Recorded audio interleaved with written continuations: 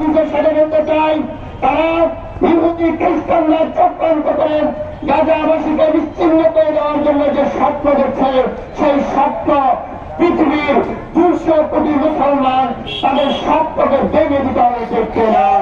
আমরা স্পষ্ট ভাষায় বলতে চাই, পৃথিবীর সকল মুসলিম প্রান্তে যদি ঐক্যবদ্ধ হবেন আওয়াজ করে, তাহলে আমেরিকার ইসরায়েলের বাসস্থান গাজার ফিলিস্তিনে হবে না, বরং আমেরিকার ইসরায়েলের কবরস্থান হবে ফিলিস্তিন।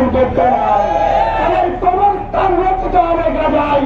ওই জন্য মুসলিম আছেন, আমরা বাংলাদেশের প্রধান উপদেষ্টার কাছে আহ্বান জানাতে চাই, বাংলাদেশের সেনাবাহিনী শান্তি রক্ষা বিষয়ের জন্য বিভিন্ন রাষ্ট্রে দায়িত্ব চাই না। আমরা এটা মুসলিম 99% মুসলমানদের দেশ, আমাদের ব্যাগ ট্যাক্সের টাকায় বাংলাদেশের প্রশাসন করে। সুতরাং মুসলিমের নির্যাতন মুসলিমদের পক্ষে দাঁড়ানোর জন্য, মুসলিমদের ইজ্জত এখন হেফাজত করার জন্য বাংলাদেশ থেকে তার দক্ষ প্রশাসন টিম, বাংলাদেশ থেকে তার সামরিক টিম গাজাবাসীদের পক্ষে